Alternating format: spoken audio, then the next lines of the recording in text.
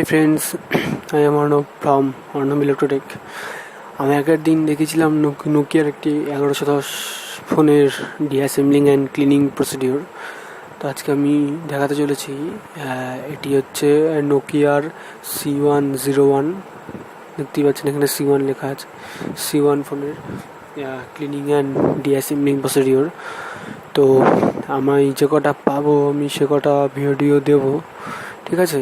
এই ফোনটি দেখুন অন আছে, ঠিক আছে, ফোনটি অন আছে। তো আমাদের কী করতে হবে, ফোনটিকে ফার্স্টে অফ করে নিতে হবে। দেখুন অফ করে নিচ্ছে, অফ হয়ে গেছে ফোনটি।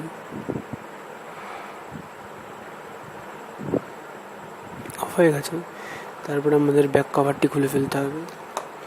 ফোনটিতে দেখতেই পাচ্ছেন কী পরিমাণে ডাস্ট জমে আছে, দেখুন প্রচুর পরিমাণে ডাস্ট জমে আছে। আর ফোনের সব থেকে ক্ষতিকর পদার্থ হচ্ছে ডাস্ট।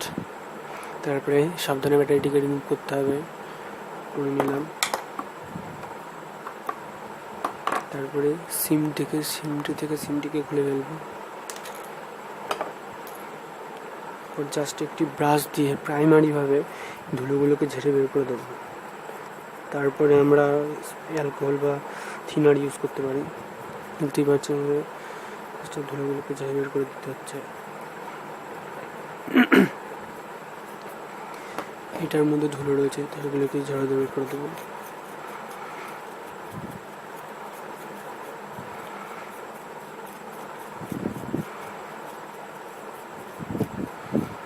এরকম ধরনের একটি সফট ব্রাশ ইউজ করবেন। খুব হার্ড ব্রাশ হলে মোবাইলের কোনো কম্পোনেন্ট ক্ষতিগ্রস্ত হবে। এরকম একটি সফট ব্রাশ ইউজ করবেন। দেখতেই পাচ্ছেন কতটা সফট, দেখুন। তো আমরা এখন এটাকে খুলবো। এখন টোটাল আমি যতদূর দেখতে পাচ্ছি এখানে দুটি স্ক্রু আমি আপাতত দেখতে পাচ্ছি, যেহেতু আমি ফোনটি কোনোদিন আগে খুলিনি। তো ট্রাই করবো, এটি খুললে দেখা যাক কি দাঁড়ায়।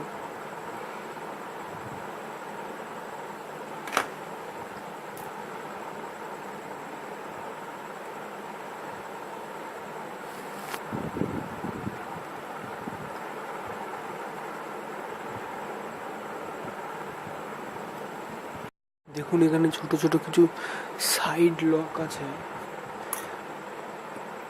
আপনারা একটু খেয়াল করে দেখতে পারবেন। এই সাইড লকগুলোকে আমি একটু আপনারা ছুরি যতটা সম্ভব এড়িয়ে চলবেন, যেহেতু আমার কাছে ওপেনারটা এখন নেই, কিন্তু আমি ছুরি ইউজ করছি। তো এইভাবে লকগুলোকে, সাইড লকগুলোকে খুলবেন আস্তে আস্তে। খুব সাবধানে সাইড লকগুলোকে খুলতে হবে।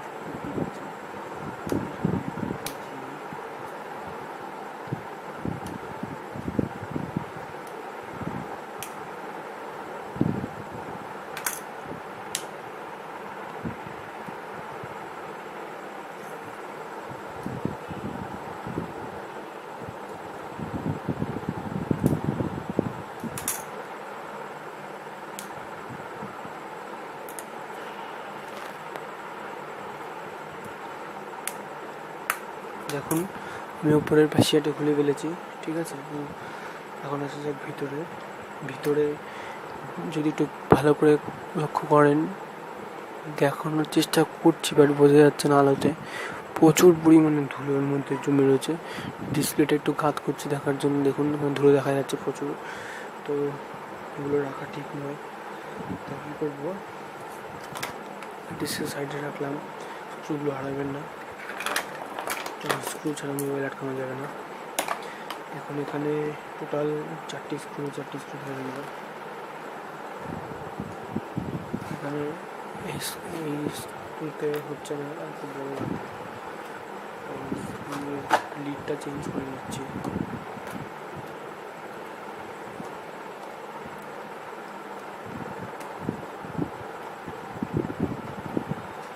যেখানকার স্ক্রু ঠিক সেখানেই লাগাবেন, অন্য জায়গায় লাগালে সেট হবে না।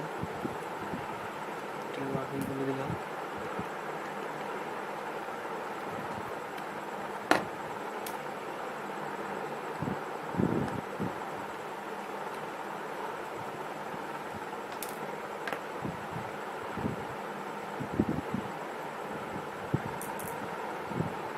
তো আসুন এটাকে ওপেন করা যাক।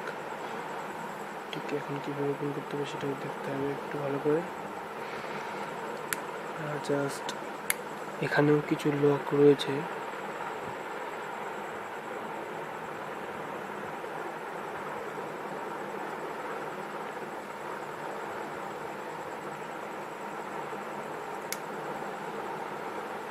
এখানেও কিছু মনে হচ্ছে লক রয়েছে। তো লকগুলোকে খুলে আস্তে আস্তে সেটটিকে উঠিয়ে নিতে হবে।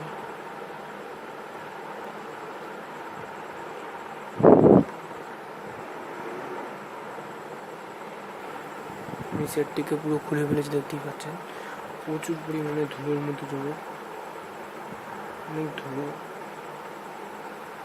তো পিছনে ক্যামেরাটি একদম সেট ছিল। তো আমরা আস্তে আস্তে কী করবো, এগুলোকে পরিষ্কার করার চেষ্টা করবো, ঠিক আছে? আর আমি একটু জিনিসগুলো দেখানোর চেষ্টা করব। এই হচ্ছে আমাদের হেডফোন সকেট, চার্জিং পিন চার্জারের জন্য। এটাই হচ্ছে ক্যামেরা, সিমের স্লট, ব্যাটারি কানেক্টর। আর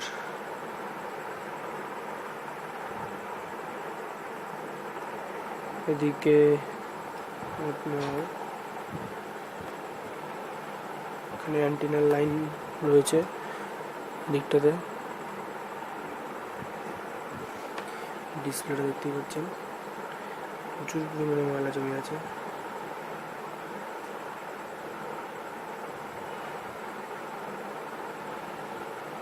তো আসুন এটাকে পরিষ্কার করা যাক। ফার্স্টে আমি কী বলেছিলাম, হালকা ব্রাশ দিয়ে আলগা ধুলোগুলোকে ঝেড়ে ফেলে দিতে হবে।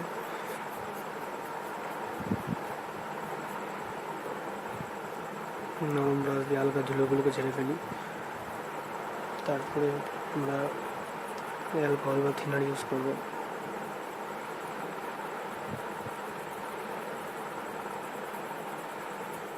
প্রচুর পরিমাণে ধুলো এই ফোনটার মধ্যে।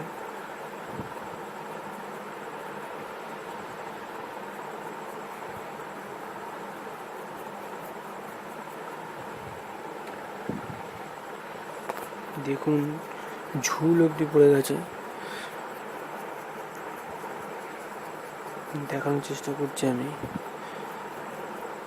আর এখানে দেখাই, এটি হচ্ছে আপনাদের রিঙ্গার এটা।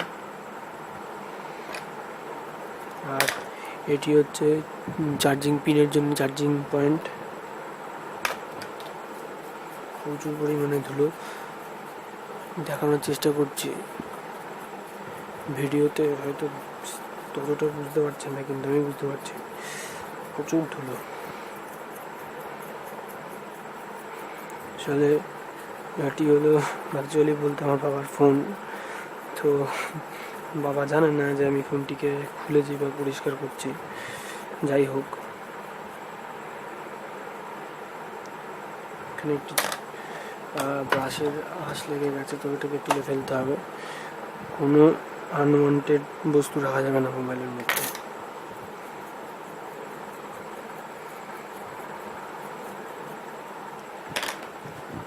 আসলে পরিষ্কার করা যাক।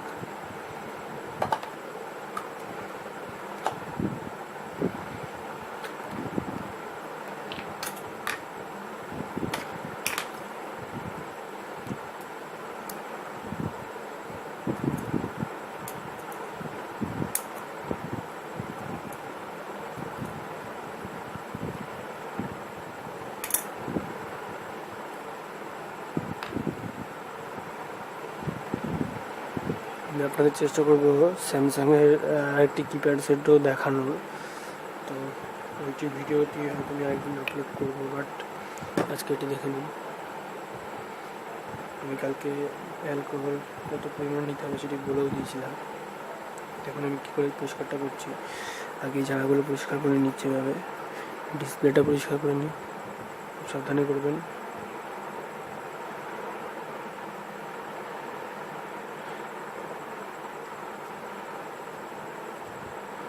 প্রচুর পরিমাণে ধুলো রয়েছে এখানে।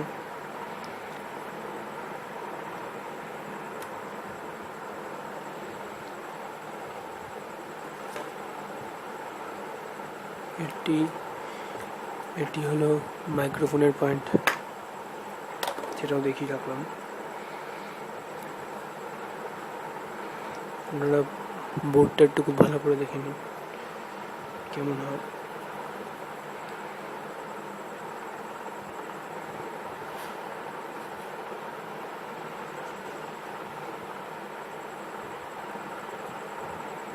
খুব একদম আলতো করে পরিষ্কার করবেন যাতে কোনো কম্পোনেন্টসের উপরে এক্সট্রা প্রেশার না পড়ে।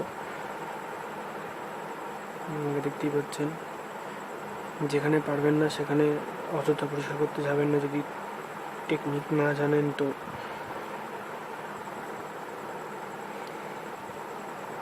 আমি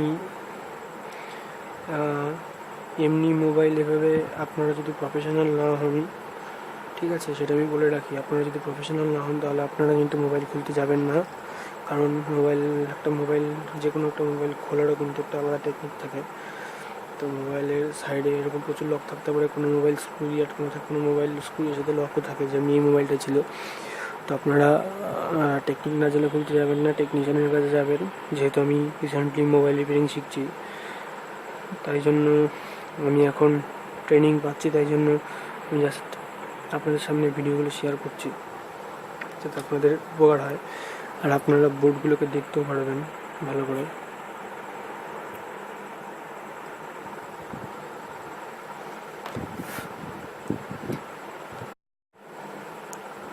দেখতেই পাচ্ছেন আমরা এটা পরিষ্কার করে ফেলেছি অলরেডি। তো এখন কী করবো, ওখানে এলসিডিটার ওপর এরকম হালকা হালকা অ্যালকোহলের দাগ দেখতে পাচ্ছেন। এবার আমরা কী করবো, খুব সুতির একটা ন্যাকড়া দিয়ে এটাকে আস্তে করে মোলায়েমভাবে মুছে দেবো, তাহলে দাগগুলি আর থাকবে না। সুতির ন্যাকড়া সবসময় ইউজ করবেন।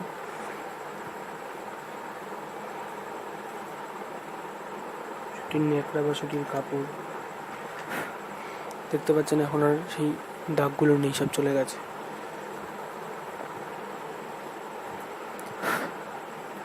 ঠিক আছে, এই হলো এই বোর্ডটি মোটামুটি পরিষ্কার হয়ে গেছে।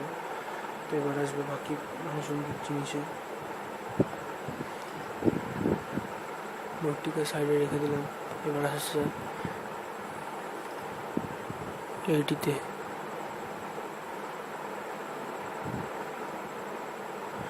একটু দেখুন কীভাবে পরিষ্কার করছি। রিমবারটিকে পরিষ্কার করে নিই।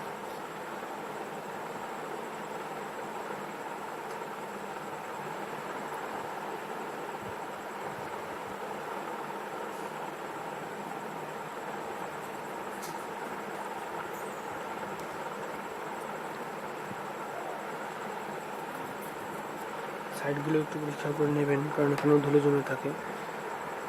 সময় ধুলোটা এড়িয়ে চলতে চেষ্টা করবেন।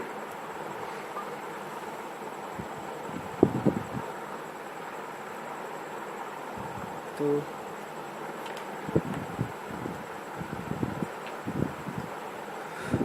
এইরকম কিছু তুলোর আঁশ যখন দেখতে পাবেন, দেখুন এখানে তুলোর আঁশ দেখা যাচ্ছে, টুইজার দিয়ে এগুলোকে আস্তে আস্তে বার করে নেবেন, কারণ বলা যায় না কোনোটার থেকে কোনোটা শর্ট হতেই পারে। যত আঁশ থাকবে বসে বসে টুইজার দিয়ে ভালো করে নেবেন, একটি আশা যেন না থাকে।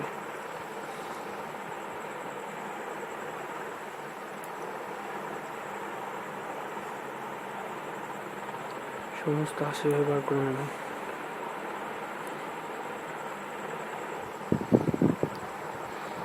কারণ মাথায় রাখবেন ইলেকট্রনিক জিনিস, সেটি আপনার নিয়মে চলবে না, আপনার মেনটেন্যান্সের উপর চলবে, মনে রাখতে হবে। আপনারা এখানে দেখে নিন নোকিয়া C101 দেখতে পাচ্ছেন।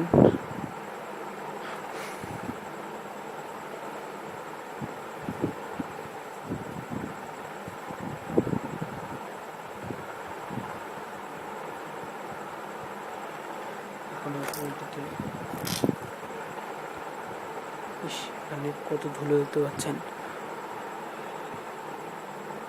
জায়গাটিতে প্রচুর ধুলো ছিল, এগুলো পরিষ্কার করবো।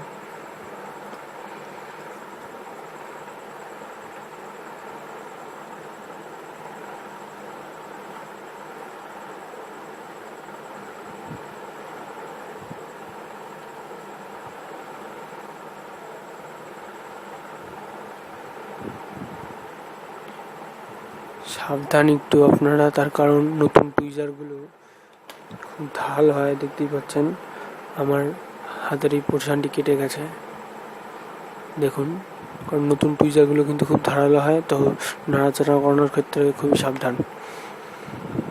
তো আমরা এটিকে পরিষ্কার করতে থাকি, বাট কাজকর্ম করতে হলে সব একটু কাটা যেতে হবে, সেটাকে ধরে বসে থাকলে হবে না। দেখতেই পাচ্ছেন পরিষ্কার করে নেব, সুতির কাপড়টি ইউজ করব। তো মোটামুটি পরিষ্কার হয়ে গেছে, আর বোর্ডটা মোটামুটি ড্রাইও হয়ে গেছে। তো আসলে এবার অ্যাসেম্বলিংয়ের পালা। এটাকে নিয়ে আবার ঠিক মতো সেই মতো অ্যাসেম্বলিং করতে হবে। কীভাবে বসাচ্ছে সেটাও আপনারা দেখবেন, কোনো কম্পোনেন্ট যেন বাদ না যায়।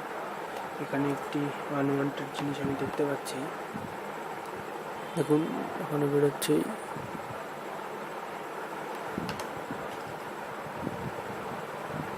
একটা আনওয়ান্টেড জিনিস আমি দেখতে পেয়েছি, আপনাদেরও দেখাবো। দেখুন এইখানে এই যে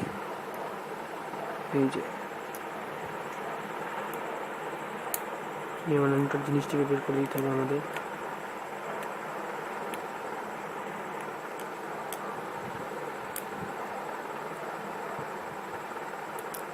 বের করে দিয়েছি,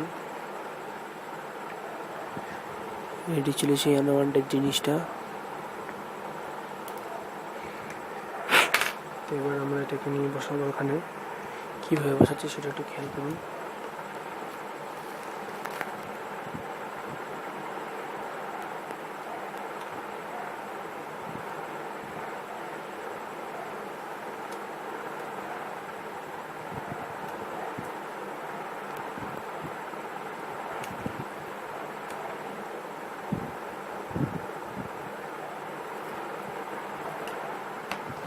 এখানে কিছু হয়তো লক থাকবে, সেগুলোকে আপনাকে মাথায় রাখতে হবে। লকগুলো যেন কোনো মতো না ভেঙে যায় সেটাগুলোকে খেয়াল রাখতে হবে। দেখুন পুরোটা সেট হয়ে গেছে, দেখতেই পাচ্ছেন। তো আমার যেহেতু এখানে হাত পড়েছিল, আমি আরেকবার মুছে দিচ্ছি কাপড় দিয়ে, স্ক্রিনটা আরও ক্লিন হয়ে থাকবে। দেখুন কতটা ক্লিন। এখন কী করবো, আগে সেই স্ক্রুগুলোকে এখানে বসিয়ে দেবো।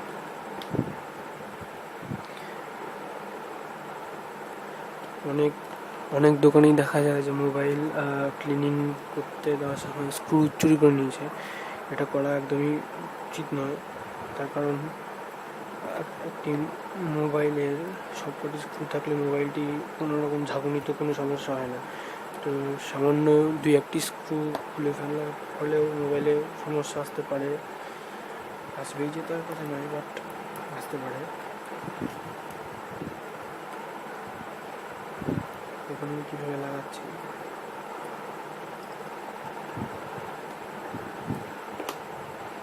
এবার উপরের কভারটিও লাগিয়ে দেবো।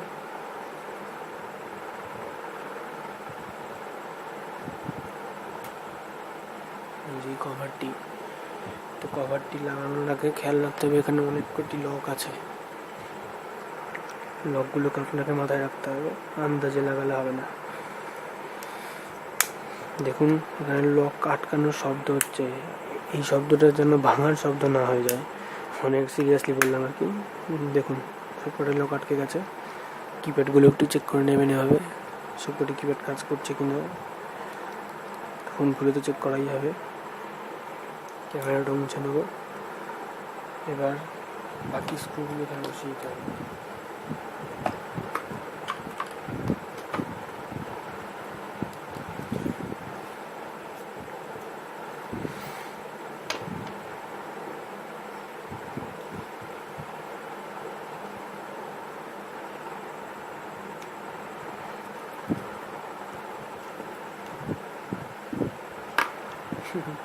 আটকে ছিল এখানে।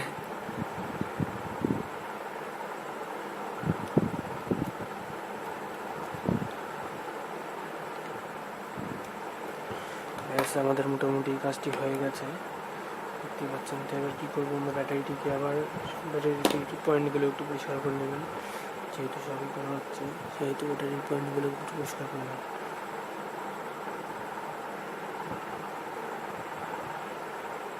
ব্যাটারি কানেক্টারের মুখগুলোকে একটু পরিষ্কার করে নিলে ভালো হয়। আর সিমটি লাগাবো, ব্যাটারিটি ভরবো, ব্যাক কভারটি সেট করবো। ব্যাক কভারের পিছনে প্রচুর ধুলো আছে, মোবাইলটি অন করার ট্রাই করবো। দেখুন মোবাইলটা অন হয়েছে।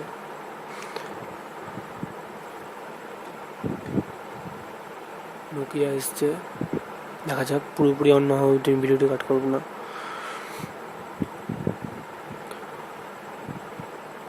এখানে ডেটার টাইমটা আমি বসিয়ে দেবো। এখন 10টা প্রায় বাজে, 15 তারিখ আছে। দেখুন এখানে টাওয়ার আছে, এখানে নেট ব্যাটারিও দেখা শো করছে। এবার আমরা একটা রিংটোন চালিয়ে দেখবো, আসলে রিংটোন আছে কিনা তাও জানি না, তাও দেখবো একবার চালিয়ে।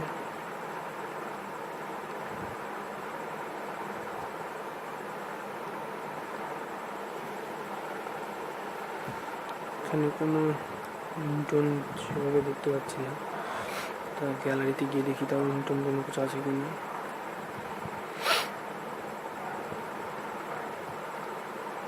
একটি রিংটোন আছে কোম্পানির,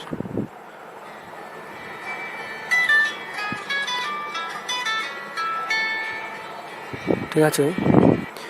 রিংটোন চলছে। এবার ক্যামেরাটি অন করে চেক করে দেবো ক্যামেরাটি কাজ হচ্ছে নাকি। দেখুন আমার নিচে হাত আসছে ক্যামেরাতে,